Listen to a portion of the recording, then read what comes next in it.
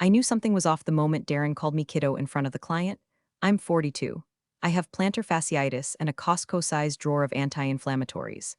I built the onboarding system that won Havoc's the biggest damn contract in its history.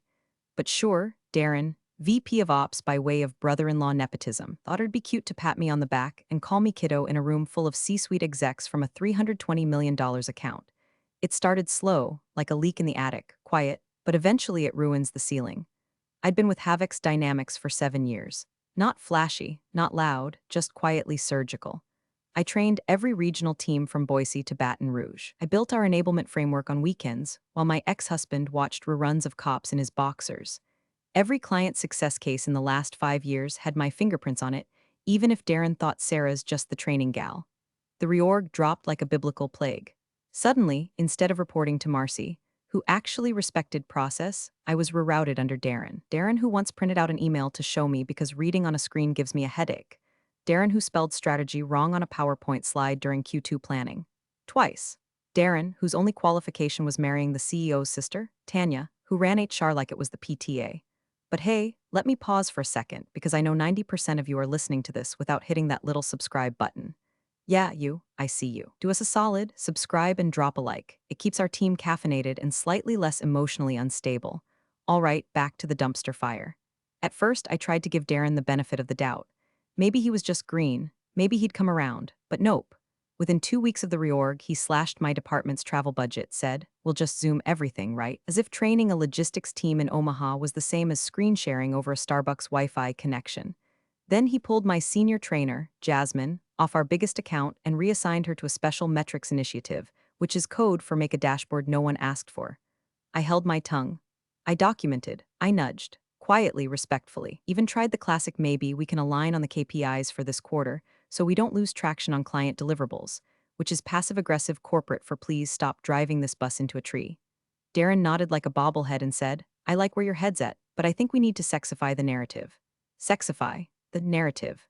Meanwhile, our biggest client, Plithos Systems, was gearing up for a nationwide rollout. This wasn't just any SAW contract. It was a monster. 15 states, thousands of users, and every timeline hinged on my training deployment calendar. The client loved me. I don't say that to brag, I say it because it's the only reason we hadn't already faceplanted into breach territory. Still, inside Havoc's, I was fading. Darren wouldn't even let me join a pre-brief call with the client's regional heads. Said, we don't want to overwhelm them with voices. Like I'm a damn foghorn. When I mentioned in a strategy sync that clause 14.3 B of the Plithos contract required continuity of their designated key person, me, Darren waved his hand like I was reciting horoscopes. Legalese makes my eyes glaze, Sarah. Let's not get bogged down, so I printed it out, highlighted it, left it on his desk. Next morning, I found it in the trash, coffee-stained and folded into a sad little airplane. There's a special kind of rage that bubbles up when you're being erased in real time. When you watch a man with a half-charged Fitbit and a LinkedIn bio full of buzzwords rewrite your legacy with a smirk and a budget spreadsheet. I wasn't afraid of being replaced. I was afraid of what would happen to the work if I didn't say something. But saying something hadn't helped, so I started preparing. Not for a fight, not for a speech. Just for exit velocity. When Darren finally pulled me into that beige conference room on the 4th floor and dropped his line, "You're a great trainer, Sarah." But not a leader, I just smiled, stood up and grabbed my notebook. I didn't argue. I didn't beg. I didn't remind him that Plithos had once told our CEO that I was the only reason they renewed. I just walked out, heels echoing down the hallway like a metronome ticking toward his downfall. By the time the elevator hit the lobby, I already knew which 2 emails I was about to send. You ever watch a raccoon figure out how to open a trash can? That's what it was like watching Darren try to streamline operations. First week in, he booked a 2-hour all-hands titled Reimagining Enablement. That's how you know you're about to be gaslit into a reorg. Some jackass throws the word reimagining around like we're in a Pixar movie. I showed up early, sat in the back with my coffee, and watched him strut in wearing a shirt so tight I could see his heartbeat. He launched into a slideshow full of stock images, smiling people shaking hands, a rocket ship taking off, some woman pointing at a pie chart like she just discovered fire. The plan? Kill my onboarding roadmap and replace it with something called the Empower Matrix trademark. With a trademark. I wish I were kidding. He talked about velocity alignment and removing silos, which apparently meant yanking my senior staff off projects they'd been embedded in for months. Darren said we'd be shifting to a pod structure. The man watched one YouTube video on Agile and decided to reinvent the wheel using crayons and arrogance. Within a week, my team's travel budget was frozen. Jasmine, my top trainer, got reassigned to build executive dashboards in Tableau, something she'd never touched in her life. When I raised the issue, Darren gave me his favorite line: "We have to pivot where the energy flows." The only thing flowing was bullshit. Still, I played the game. I stayed late, cleaned up his timelines after hours so the client wouldn't see how far off track we were. Every time I patched a hole, he made a new one. He scheduled over my training sessions with his ideation scrums, canceled my meetings with Plitho's leadership without telling me. Once, I found out they had a whole sync without me. My name was scrubbed from the invite like I was dead. I didn't get mad, not yet. I documented everything. I tried to redirect the train wreck. On a Monday pipeline review, I pulled up the Plithos contract and gently reminded Darren that Clause 14.3b defined me as their designated key person. If I was removed from the project, the client had the right to walk. Full termination. No penalties, Darren chuckled. Literally chuckled. Legal jargon's not my thing, Sarah. Let's not scare people with fine print. Then he switched the slide to a heat map of engagement potential and started talking about TikTok influencers. I looked around the room. No one made eye contact. Everyone suddenly discovered something urgent on their laptops. Cowards, the worst part? I still believed I could fix it, that maybe I could talk to legal or loop in Marcy, or quietly nudge Tanya in HR to talk sense into her idiot brother-in-law. But every back channel was sealed off. Darren had slithered his way into every conversation. He called it flattening the org. What it really meant was making sure no one had the authority to tell him he was wrong. I kept going, kept smiling in meetings, kept telling Plithos everything was on track while quietly rebuilding their rollout calendar in the background after Darren nuked half the dependencies. He kept scheduling meetings he didn't understand, used phrases like client vibe and monetize trust. One time he told the client PM, "We just need to jazz hands the messaging a bit." I think part of her soul died on the spot, and yet I didn't stop. I couldn't. This system, this rollout, it wasn't just a job, it was my work. My name was on it. I'd bled for this thing. Missed birthdays. Sat in hotel lobbies at 2 a.m. rewriting user guides. Talked frontline staff through mobile app logins during hurricanes. Darren thought it was just another project. To me, it was sacred. But the more I tried to preserve it, the more it felt like trying to hold back a flood with a broom. One Friday, during a project milestone call, Darren interrupted me mid-sentence to say, "We're actually gonna sunset the legacy enablement module. It's outdated." He was referring to the exact framework Plithos had approved, signed off on, built into their own internal documentation. I froze. The client team went silent. Then their regional VP, a woman named Annika who'd flown in from Chicago just for that call, said slowly, "Sarah, that's not what we discussed." I nodded, took a breath, and replied, "No, it's not." After the call, I messaged Darren, "We need to align on client-approved deliverables." His reply, "Relax, you're too close to this. Take the weekend off." That was when I realized something sharp and final had shifted. I wasn't fixing anything anymore. I was watching a house I built catch fire while the arsonist handed out marshmallows. The prep call was a disaster in slow motion. We were reviewing final readiness for Phase Roman 2 of the Plithos rollout, multi-state activation, 3 new verticals, high-level compliance training. I'd prepped the entire deck, ran the dry run with Jasmine the night before, made sure every single one of Darren's typos and nonsense buzzwords were cleaned up. I even included one of his stupid phrases, user empathy pathways, just so he'd feel heard. Felt like feeding glitter to a raccoon, but whatever. The client team showed up ready, cameras on, coffee in hand, all business. I walked them through deployment timelines, trainer assignments, risk mitigation. Then Darren took over and started rambling about cross-pollination potential and organic alignment with millennial engagement matrices. At one point, he said we were synergizing the sync points with a horizontal reach around. I saw the project manager at Plithos visibly flinch. Still, I smiled. Still, I nodded. And when the call ended, he didn't say good job, didn't say thanks for leading that, didn't even ask how the client seemed. Just glanced at his phone and said, "Sarah, swing by my office before you head out." His office always smelled like printer toner and self-delusion. Fluorescent lights buzzing like a hangover. He didn't even look up when I stepped in. Just waved a hand toward the chair across from his desk. I didn't sit. He tapped his pen against a notebook, then finally looked at me with the kind of smile you only see on men who think this is the moment I'm going to become important. "I've been thinking," he started. "You're a great trainer, Sarah. One of the best, seriously." Then a pause, not long, but long enough to let the word but hang in the air like the smell of burnt toast. "But you're not a leader." I didn't move, didn't blink. He leaned back like he'd just delivered a TED talk, which he probably thought he did. "You get too emotionally invested in the client stuff. That's not strategic, that's tactical. What we need now is vision, scalability, big picture energy." I stared at him and thought, you wouldn't recognize a scalable solution if it bit your ego off and made you a spreadsheet about it. But I didn't say a word. He went on. "We're sunsetting some of the legacy systems, we're focusing on dashboard-first workflows. You've done great work here, but it's time we move to a model that's future-facing." I glanced past him out the window. Across the street, someone was changing a tire in the rain. No umbrella, no coat, just getting it done. That's what I'd been doing for 7 years, getting it done. I talked to HR, he added, and that's when I knew this wasn't a conversation, it was an obituary in passive voice. We're framing this as a strategic redundancy, he said, as if it were a mercy. 2 weeks of severance. You don't need to finish out the week. We'll get your equipment shipped if needed. He stood up, extended his hand like we were finishing a polite game of chess. I didn't take it, I walked out. Back to my desk, past coworkers who suddenly became very interested in the bottoms of their coffee mugs. I could feel the tension in the air, like static before a storm. I didn't cry, didn't slam anything. I just opened my drawer, pulled out my notebook, my charger, and the tiny cactus plant Jasmine gave me last year with a note that said, "You're the only thing keeping this place alive." My badge slid into my bag with a soft thunk. I left the framed certificate Havex had given me for Client Excellence 2021 on the desk. Let Darren hang it on his wall if he wants. Wouldn't be the first time a man tried to steal credit for something I built. I paused once at the door, just once. Darren was already in the hallway, shaking hands with someone from HR like he'd just won Employee of the Month. He didn't even look my way. Good. I didn't want my last image of that place to be his beady little eyes thinking he'd finally gotten rid of the woman who made him look dumb in front of a client. No farewell Slack message. No dramatic speech. No slow clap from the interns, just silence, and that silence was mine. The elevator felt slower than usual, or maybe time had just slowed to match the weight in my chest. Funny how something as small as a ding, fourth floor, third, second, can sound like a funeral march when you're carrying the last 7 years in a laptop bag and a bruised sense of dignity. I didn't cry, I didn't shake, I wasn't even angry, I was surgical. By the time the elevator reached the lobby, I had my phone out. No apps, no doom scrolling, just Outlook, 2 emails, pre-drafted. Written weeks ago during one of Darren's brainstorm huddles while he babbled about gamifying synergy. I'd been prepared, not because I thought it would happen like this, but because with men like Darren, it always ends like this. First email, to legal at Havoc's Dynamics com subject. Contractual breach clause 14.3, B, immediate review required body. Dear Legal, this is to formally notify you that effective today, I am no longer assigned to the Plithos Systems rollout. As outlined in clause 14.3b of our client agreement, this constitutes removal of the designated key person and therefore may trigger client-initiated termination rights.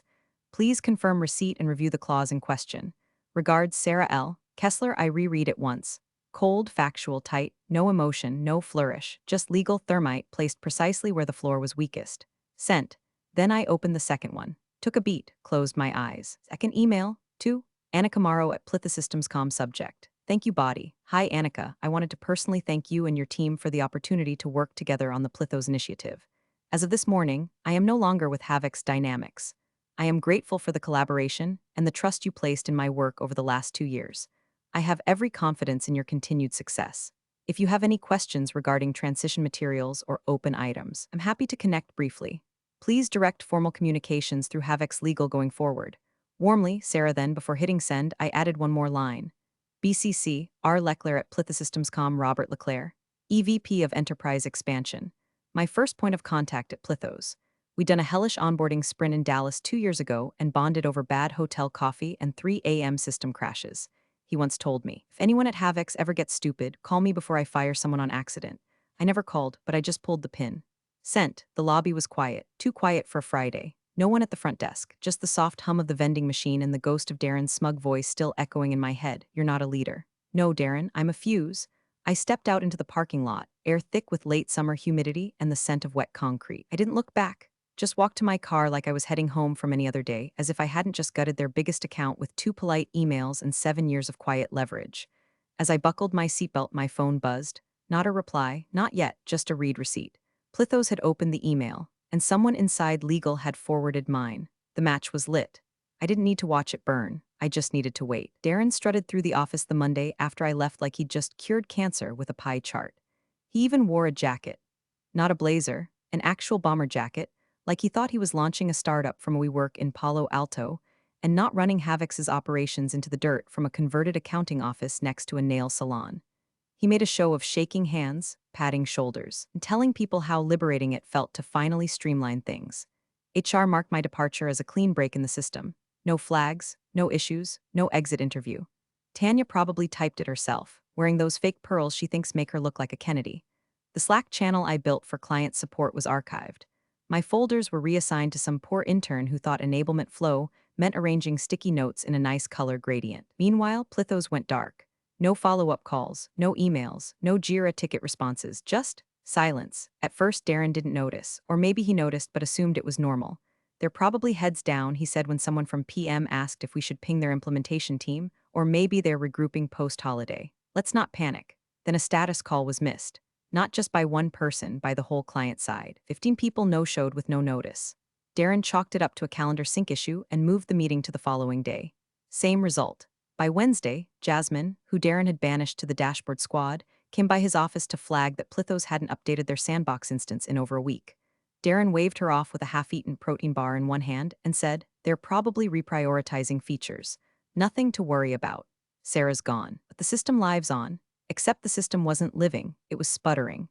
The enablement calendar, my enablement calendar, had been gutted. Half the dates were wrong.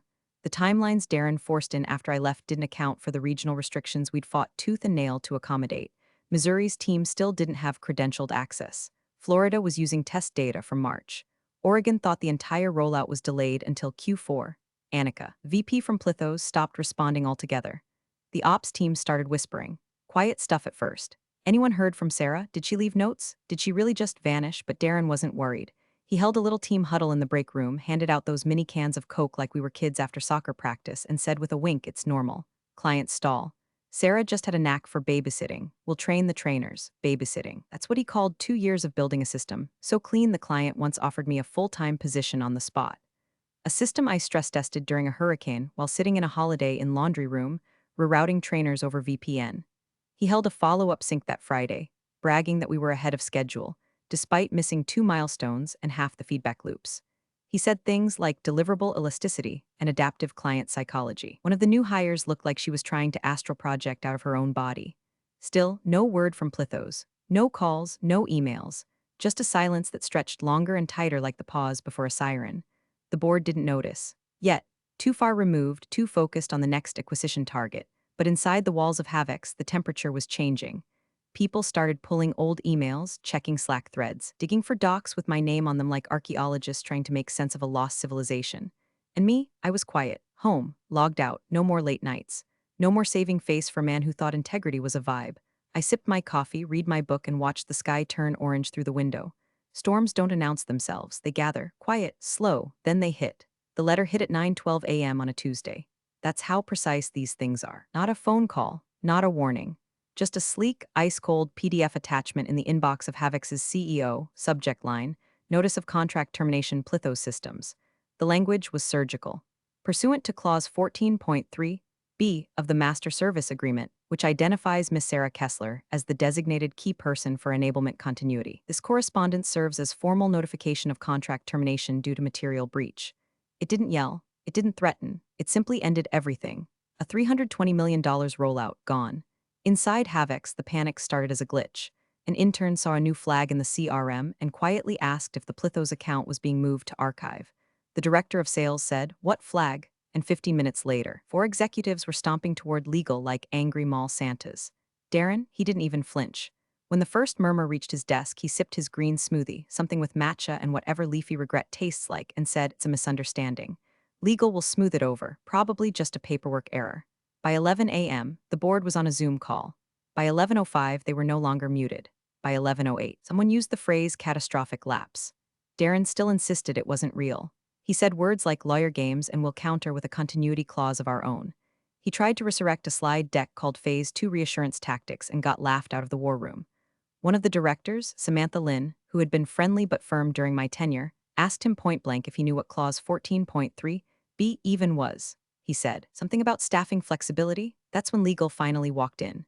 Real quiet, real pale, and holding a printed copy of my email, the one I sent from the lobby 4 days prior, referencing the clause, the breach, and the known risk. "Sarah warned you," legal said, in writing. Darren stammered something about context, that I was emotional, that it wasn't flagged properly, that it should have gone through HR. But no one was listening anymore. The room was already turning. Meanwhile, I was home in my kitchen, folding laundry. I'd just finished a load of towels when my phone buzzed. From Annika Morrow at Plitha Systems Com subject, quick chat, body, "Hi Sarah, hope you're well. Would you be available for call tomorrow morning? No pressure, just wanted to catch up." Warmly, Annika, I stared at the screen for a full minute, heart slow and calm. Not surprised, not excited, just ready, because I knew what that email meant. She wasn't calling to say goodbye. She wasn't calling to gossip. She was calling to open a door. Back at Havix, Darren had locked himself in his office and was rewriting the project timeline like he could undo a contract breach with a few bullet points and a motivational quote. Someone told me he tried to get Tanya from HR to reclassify my departure as a mutual decision so they could argue it wasn't a removal. Tanya refused. She had finally decided her pearls weren't worth perjury. By 3 p.m., every floor at Havoc's knew, not just that Plithos pulled out, but why. Slack threads turned feral. People forwarded old emails like digital grenades. My name popped up in half a dozen threads. People I hadn't heard from in months were suddenly scrambling to find notes I'd left, documents I'd built, old versions of the rollout guide Darren deleted. They were drowning in a house that forgot who built it. And I was doing just fine. I lit a candle, I poured some wine, and I scheduled that call. The emergency board meeting was scheduled for 7 a.m., which at Havoc's meant one thing. Somebody had set the house on fire and couldn't find the extinguisher. The boardroom smelled like stale coffee, carpet glue, and fear. Half the execs were still blinking sleep out of their eyes. The other half were already sweating through their collars. No pastries, no small talk, just grim faces, glowing laptops, and the low thrum of legal doom building in everyone's ears. Legal started by passing out printed copies of the Plithos letter, each one clipped neatly like a death certificate. Clause 14.3b, the General Counsel said, clearing her throat, designates a key individual, Sarah Kessler, as essential to the continuity of services. Removal of said individual without client consent constitutes grounds for immediate contract termination. She didn't dramatize it. She didn't need to. It was written in black and white, signed by Plithos's top brass, CC'd to every department from legal to procurement. And it was ironclad. Dead silence followed. The CEO, Charles Renner, a man who once called me the glue in our ops engine, looked up from the letter like he'd just been told the Titanic was a pool floaty. He adjusted his glasses, blinked twice, and said flatly, "Who authorized her removal?" All eyes shifted to Darren. He looked like a kid who just realized the science fair volcano was supposed to erupt and not just sit there looking like a papier-mâché hemorrhoid. He shuffled in his chair, cleared his throat, and launched into what I can only describe as a live-action rendition of every excuse ever invented by a man who thought charisma could replace accountability. She was a trainer. A strong one, yeah, but not at a leadership tier. The reorg was meant to, well, we didn't remove her per se, you fired her, someone cut in, quietly, from legal. Darren turned to them like a drowning man spots a boat, only to realize it's sailing away. HR signed off. He stammered, I was told it was a strategic redundancy. The CEO narrowed his eyes. Did you read the contract? Darren didn't answer. Just blinked. I asked you a question, Renner said, voice now low and sharp. I skimmed it, Darren admitted. I was told legal had it. Legal had it, the general counsel said, tapping her copy, and so did you. Sarah emailed this office the day she left, cited this exact clause. It was logged, flagged, and forwarded. Forwarded to who? Renner asked. Your office. Tanya's, Darren's. The boardroom fell into a deeper silence, the kind that feels like standing in a church basement after a tornado. You survived, sure, but now you see what's left. Darren sank a little in his chair. He looked at the email. His own initials were on the CC line. He'd seen it, ignored it, probably deleted it while mixing whey protein and incompetence in his office blender. Renner stood slowly, hand on the back of his chair like he was trying to hold onto the last piece of solid ground. You dismissed a key person. The clause was flagged. You failed to act, and now we've lost our biggest contract. Darren opened his mouth again, God bless him, still thinking he could pivot out of this like it was a branding meeting, but Renner shut it down with one raised palm. No spin, he said. No framing. This isn't about narrative. This is negligence. Legal flipped another page. I've already had 2 inquiries from industry press. Plithos hasn't responded publicly yet, but if this goes to litigation, Renner nodded once. We're done here. No one moved, not a whisper, not a shuffle, just Darren, pale and sweating, staring at a page with my name on it like it might come alive and bite him. And me? I was on mute, watching the calendar tick toward 9:30 a.m. My call with Annika was in 30 minutes. The lawyer didn't raise her voice, didn't shift in her chair, didn't even look up from the page at first. But when she did, when she lifted her eyes and pinned Darren with a stare that could sharpen knives, everyone in that room knew we'd reached the part of the movie where the villain realizes the last elevator is already gone. Did you know, she said slowly, that Sarah Kessler was the named key person in the Plithos contract? Not a key person. The silence was radioactive. Darren swallowed hard. Look, I was brought in to streamline ops, that's not an answer, she cut in. Renner didn't blink. He was sitting forward now, elbows on the table, fingers steepled like a man who'd spent the last 20 minutes reliving every bad hiring decision of his career. Did you know? The lawyer repeated. Darren floundered. I knew she was critical, yes. But the wording, key person, I assumed that was general. Symbolic. You know how clients get attached, the COO snapped. Symbolic. Was in the damn contract, Darren. Darren held up both hands like a hostage negotiator. I didn't see the final MSA, that was before my time. No one briefed me on, except she did, said the general counsel, lifting a sheet of paper and shaking it gently. You were CC'd on her exit email. She cited clause 14.3b verbatim. You ignored it. You called it, quote, legalese and tossed the printed copy in the trash. Retrieved it from your bin, Darren, coffee stain and all. Darren's mouth hung open. Renner stood, not rushed, not dramatic, just with the weight of a man who's just watched his company bleed out in real time. I'm placing an immediate freeze on all current and pending initiatives under your division, he said, voice like gravel over steel. All budgets, all hiring, all external comms. Effective now. Someone at the far end of the table, Lisa, head of sales, muttered under her breath, we're screwed. No one disagreed. Darren stood, a shaky half-rise like he thought if he moved enough people would mistake it for action. I can fix this, he said. Sit, Renner ordered, not even looking at him. The lawyer continued. The client's wording was intentional. They're terminating with cause, no payout, no phased withdrawal, just a hard stop, and the damage, it doesn't end with them. What do you mean, someone asked. She flipped to the last page. We've received 2 RFP withdrawal notices in the last 48 hours. Both cited uncertainty around leadership stability and client retention. Translation, the industry's already talking. The air in the room got thinner. You could almost hear the LinkedIn profiles being updated in real time. Darren looked around, wild-eyed, waiting for someone to back him up. No one did, and through it all, I said nothing, because I wasn't there. My name wasn't on the Zoom invite. My voice wasn't echoing off the glass walls of that boardroom. I wasn't offering rebuttals or monologues or a final I told you so. All I'd done was send 2 emails, one to legal, one to the client, and yet somehow I was the loudest person in the room.